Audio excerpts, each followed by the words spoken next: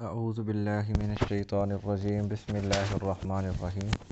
آج ہم سورہ الکوثر پڑھیں گے، تو آغاز کرتے ہیں۔ انا کا مطلب ہوتا ہے بے شک، جب الف اور نون زبر نہ ہو انا، لیکن جب یہ نون الف نا والا انا ہو نا تو اس کا مطلب ہوتا ہے انا نا، علیحدہ علیحدہ دو لفظ ہیں۔ انا نا جس کو ملا کے پڑھا جاتا ہے انا، نون الف نا کا مطلب ہوتا ہے ہم، تو یہ جو الف اور نون الف نا ہے نا اس کا مطلب ہے بے شک ہم، ٹھیک ہے۔ اعطینا، اعطایا عطا کیا ہم، نون الف نا ہم نے، کا آپ کو، انا اعطینا کا بے شک ہم نے عطا کر دیا آپ کو، الکوثر کوثر۔ یہ ہے کثرت ہوتی ہے نا عربی میں، کثرت کا صیغہ مبالغہ ہے کوثر، کہ بہت زیادہ کثرت ہونا کسی چیز کی۔ انا اعطینا الکوثر، انا اعطینا الکوثر، بے شک ہم نے عطا کر دی آپ کو بہت ساری کثرت۔ فا کا مطلب پس، یعنی رزلٹ یہ کہ آپ کیا کرو، صلی، نماز پڑھو، کس کے لیے، لی ربی کا، لام زیر لی کا مطلب کے لیے، ربی رب، کاف زبر کا مطلب آپ کا، لی ربی کا اپنے رب کے لیے، و اور انہر، نہر کہتے ہیں قربانی کرنا، فصلی لربی کا ونہر، بس آپ نماز پڑھیں اپنے رب کے لیے اور قربانی کریں۔ اب یہ جو انا آیا نا، اس انا کا مطلب ہوتا ہے بے شک، انا بے شک، شانیہ دشمن کہتے ہیں، شانیہ کا مطلب دشمن، کا آپ کا، شانیہ کا آپ کا دشمن، ہوا وہ، یعنی دشمن کی بات ہو رہی ہے نا تو وہ، میں نے بتایا تھا نا ہی ہے، یہ پروناؤن ہی جو نام کی جگہ پہ یوز ہوتا ہے، تو انا شانیہ کا بے شک آپ کا دشمن، ہوا وہی، الابتر ابتر ہے۔ عربی میں ابتر کا مطلب ہوتا ہے جس کی اولاد نرینہ نہ ہو، میل اولاد نہ ہو جس کی، تو اس کو ابتر کہا جاتا ہے۔ تو ان نشانیہ کا ہوا الابتر، بے شک آپ کو دشمن ہی ابتر ہے۔ تو ہم اب اس کی تفسیر کرتے ہیں۔ ایک یہودی یا کافر تھا، عاص بن وائل، جب آپ صلی اللہ علیہ وسلم کے 3 بیٹے ہوئے نا، 2 یا 3 بیٹے ہوئے اور وہ وفات پا گئے بچپن میں ہی، تو اس نے نعوذ باللہ آپ صلی اللہ علیہ وسلم کو ابتر کہنا شروع کر دیا، جس کی وجہ سے یہ آیت نازل ہوئی، انا شانیہ کا هو الابتر، آپ نہیں، آپ کا دشمن ہی ابتر ہے۔ تو اس کی تھوڑی سی تفسیر کرتے ہیں۔ انا اعطیناک الکوثر، بے شک ہم نے آپ کو عطا کر دی کثرت سے الکوثر سے مراد ہے کثرت اولاد بھی ہے، ٹھیک ہے۔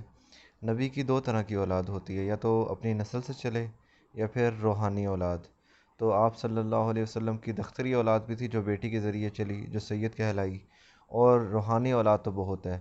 اس وقت سے لے کے قیامت تک جتنے بھی مسلمان ہیں وہ سارے مسلمان آپ صلی اللہ علیہ وسلم کی روحانی اولاد ہوگی۔ تو اس وجہ سے روحانی اولاد کو کثرت اللہ تعالیٰ نے آپ کو عطا کر دی، یعنی ابتر کا ٹائٹل جو ہے آپ صلی اللہ علیہ وسلم سے ہٹا دیا۔ اور دوسرا، آپ صلی اللہ علیہ وسلم کو حوض کوثر عطا کیا گیا قیامت کے دن۔ قیامت کے دن آپ صلی اللہ علیہ وسلم حوض کوثر کے درمیان میں کھڑے ہوں گے اور اپنے امتیوں کو پانی پلا رہے ہوں گے۔ حوض کوثر کے بارے میں بہت اہم احادیث موجود ہیں، تو سب سے پہلے ہے صحیح بخاری کی حدیث نمبر 6586۔ اس میں آپ صلی اللہ علیہ وسلم نے فرمایا کہ قیامت کے دن میرے اصحاب آئیں گے میرے پاس، لیکن فرشتے ان کو دور کر دیں گے، تو آپ صلی اللہ علیہ وسلم فرمائیں گے بھی یہ تو میری امتی ہیں، ان کو آنے دو، تو اللہ تعالیٰ فرمائیں گے کہ یہ آپ کی امتی نہیں ہے، انہوں نے آپ کے بعد دین میں ایسی نئی چیزیں ایجاد کر لی تھی جو پہلے نہیں تھی، اور یہ الٹے پاؤں اسلام سے بھاگ گئے تھے۔ اسی طرح ایک اور حدیث ہے صحیح بخاری کی حدیث نمبر 2367، اس میں آپ صلی اللہ علیہ وسلم نے فرمایا کہ قیامت کے دن میں اپنے حوض سے کچھ لوگوں کو ایسے نکال دوں گا، اپنے امتیوں کو، جیسے کوئی اجنبی اونٹ آپ کے حوض میں آئے اور آپ اسے دھکے دے کے نکال دیتے ہو، تو اس طرح میں نکال دوں گا۔ تو یہ 2 حدیثیں جو ہیں یہ بہت اہم ہیں حوض کوثر کے بارے میں۔ اور تیسری، کوثر سے مراد ہے آپ صلی اللہ علیہ وسلم کو اس میں جنت میں ایک نہر کوثر عطا کی گئی ہے، تو وہ اب آپ کو اتنی نعمتیں عطا کر دی، اتنی کثرت عطا کر دی، اب آپ کا کیا حق بنتا ہے، فصلی لربی کا، بس نماز پڑھو اپنے رب کے لیے۔ نماز کا ذکر کیوں کیا؟ کیونکہ جسمانی عبادات میں سب سے اہم اور سب سے بڑی جو یہ عبادت ہے وہ نماز ہے، تو اس لیے نماز کا حکم دیا، لربی کا، اپنے رب کے لیے، ونہر، اور قربانی کر۔ قربانی کا کیوں کہا؟ ایک تو یہ مالی عبادت ہے سب سے اہم، اور دوسرا کافر لوگ جو تھے نا وہ اللہ تعالیٰ کے علاوہ دوسرے لوگوں کے لیے قربانی، اپنے بتوں کے لیے یا دوسری چیزوں کے لیے قربانی کیا کرتے تھے، تو اس چیز سے منع کرنے کے لیے کہا گیا کہ اپنے رب کے لیے قربانی کرو، اور کسی کے لیے قربانی جائز نہیں ہے، صرف اپنے رب کے لیے قربانی کرو۔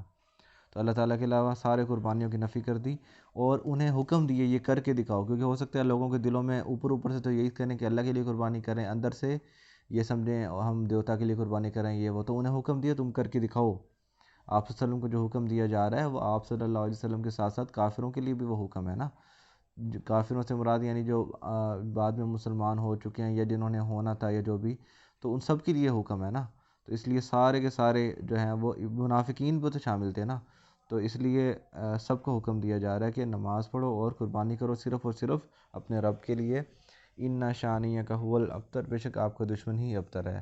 آج کون ابو جہل کی اولاد کو جانتا ہے، کون عاص بن وائل کی اولاد کو جانتا ہے، جبکہ آپ صلی اللہ علیہ وسلم کی دختری اولاد بھی ہے جو بیٹیوں کے ذریعے چلی، سید وغیرہ، اور روحانی اولاد بھی ہے، اور روحانی اولاد تو قیامت تک سب سے بڑی امت انشاءاللہ آپ صلی اللہ علیہ وسلم کی ہوگی قیامت کے دن۔